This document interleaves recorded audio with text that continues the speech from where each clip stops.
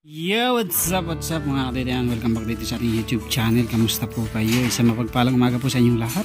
Ayan, at tayo ngayon ay magpapalit ng rare disc dito sa ating Inmax dahil last time ay napansin natin nung pauwi tayo ng Quezon na manipis na talaga. Ayan, kinain na siya ng, ayan o, kung makapansin nyo, laki na nang nabawas. So simula nung nabili ko to, itong Inmax na to, ang ginagamit ko ay Aspira. Ayan, so hindi lang tayo nagkaroon ng stock nung last time na magpapalit tayo, kaya ang ginamit natin ay yung kulay blue, which is yung Bendix na brake pad. Suddenly, English pa yun. So 2 times tayong gumamit ng Bendix at yan ang naging resulta. Kinain yung ating disc. Sobrang tigas ng brake pad ng Bendix, kaya hindi siya advisable sa rear. Ina-advise ko siya sa front. Ayan, sa front. Pero pag sa rear, huwag kayong gumamit ng sobrang tigas na brake pad. Ang gamitin nyo, kung hindi stock, ito Aspira. Ito subok na to. Hindi ito sponsor, pero based sa experience ko, ito talagang the best sa likod. Although mabilis siyang maubos, mga 3 months to 5 months lang ay ubos na, hindi naman naapektuhan yung disc. Ito lang ang nauubos, tapos malakas pa ang preno. Ayan. So based kasi sa research ko, yan, nag-research pa talaga eh. Yung Aspira ay same ng stock ng Yamaha sa Indonesia, parang ganun. Ayan. So parang rebrand or nire-rebrand ni Yamaha. Hindi ko sure kung sino nag-rebrand sa kanila, pero yung stock ng Yamaha ngayon sa Indonesia yata, Aspira ang talagang gumawa.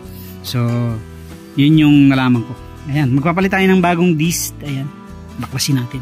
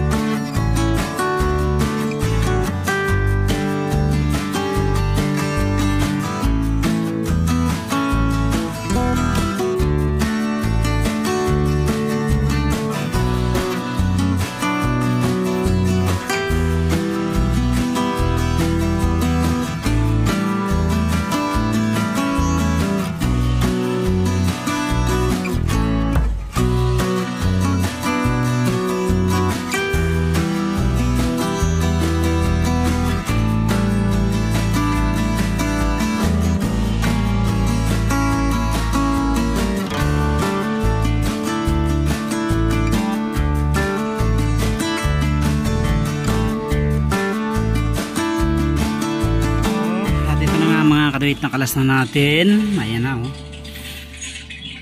So talagang tingnan nyo naman oh, kinain na ng todo yung ano niya oh, yung disc. So ito na mga kakabaklas ko lang oh. Ayan, pansinin nyo, hindi pa siya sabihin mo stack up. Ginarasahan ko kasi ng high temp yan para hindi mag stack up. Ayan. So ngayon gagarasahan ulit natin. Tapos ito, so pag manumano kasi yan, pag unang baklas medyo mahirap, kaya ito mas maganda to. Meron tayong impact.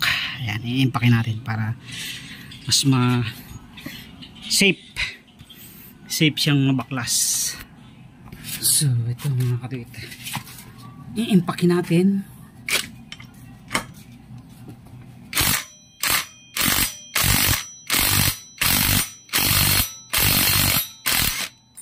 Tigas. Pag manual talaga yan, mabubungi lang.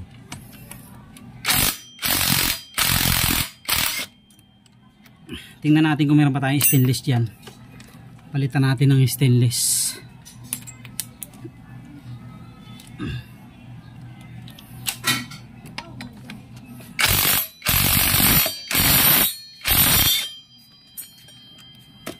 Eto na ang nangyayari sa disc natin mga kadawit oh. Grabe oh.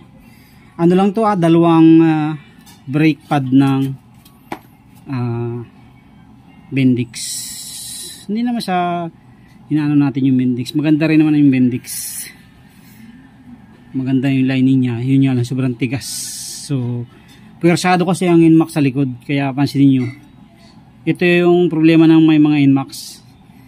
Kaya madalas talaga nagpapalit ng disc sa likod. Sulit na rin naman to kasi naka 3 years and March, April, May, June. 3 years and 3 months. Sulit na rin. Wala naman forever na mga PSI. Ayan. So papalitan natin ito. Ito Thailand. Ayan, Thailand ipapalit natin. So same lang to sa stock. Ayan. So ito ay ilan ba to? Ilang mm to? 220 yata to. Hindi ko sure ba kung anong ilang mm. Basta stock size din to binili natin. At makapal din oh. Same thickness yan ng stock. Ayan. So ito pampakilo na. Tingnan natin tayo kung meron tayong makukuha na stainless na bolt.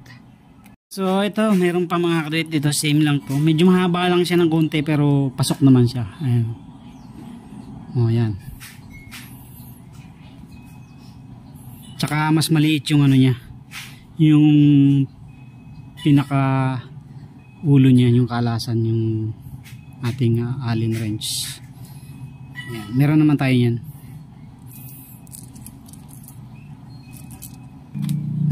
So ito yung Allen wrench na gamit naman dito. Ayan. So nagpasadya talaga na, bumili na talaga tayo nito para na hindi tayo nahihirapan sa mga baklasin. Ayan. Ang bibilhin ko pa yung ganito na star. Yung star para sa mga stock bolt ng sa unahan naman ng caliper. Ayan, ito ilalagay natin. So pero bago natin lagay, lagyan na muna ulit natin ng grasa yan para high temp na grasa ilagay nyo mga kadawit para hindi natutuyo. Nalagyan na natin ng grasa.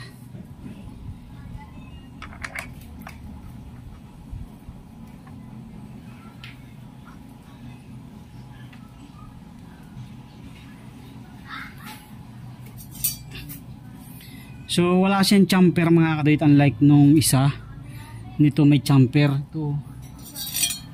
So yan oh, may chamfer oh. Chamfer tawag dyan eh. Nakalubog yung bolt. Sana hindi sabit natin.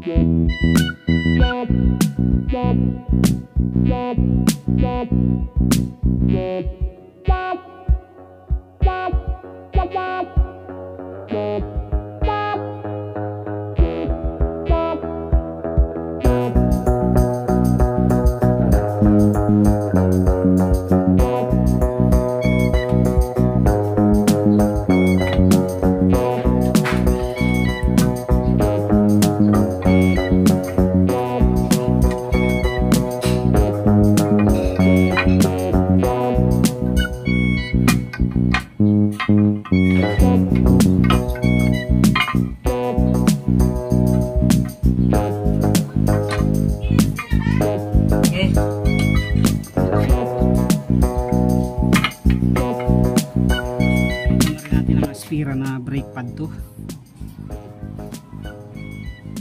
para safe na ulit yung disc natin.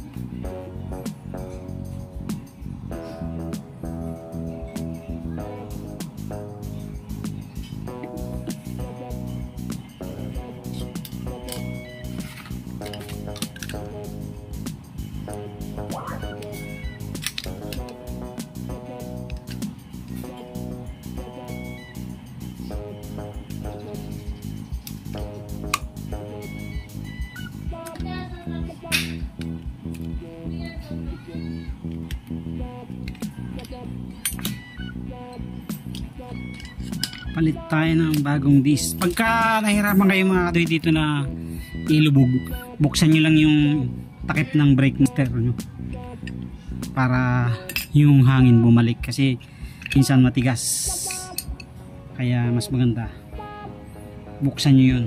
Lalambot yan pagka binuksan nyo. So ito sa akin kaya malambot, binuksan ko na doon.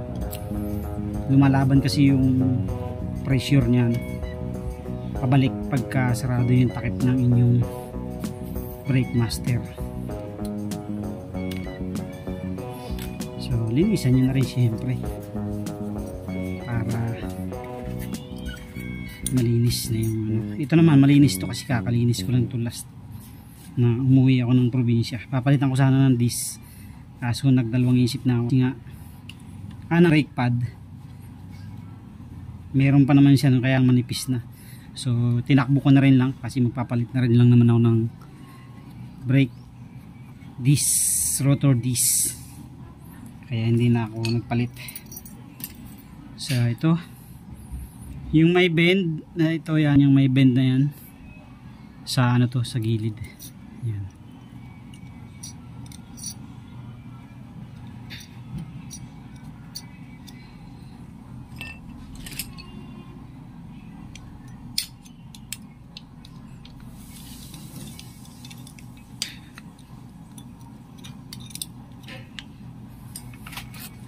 Pang Mio Sporty ang kaka-common nito sa likod. So Mio Sporty, Sniper, yan common yan.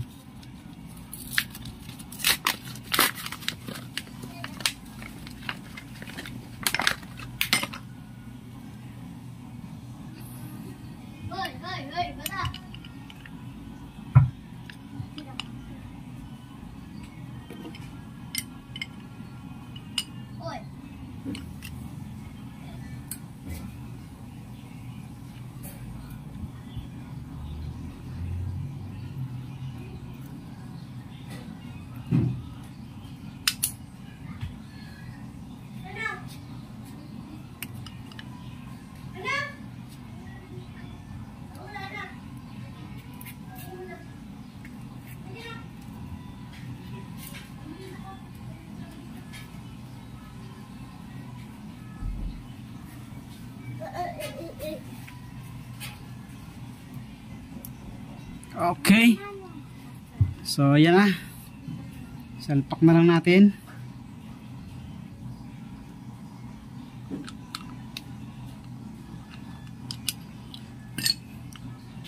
Balik nyo dito sa kanyang lagayan.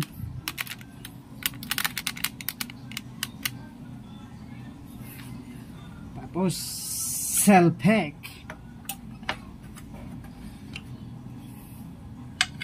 So pag mahirap lang talaga magpalit dito kasi tanggal pati tambutso.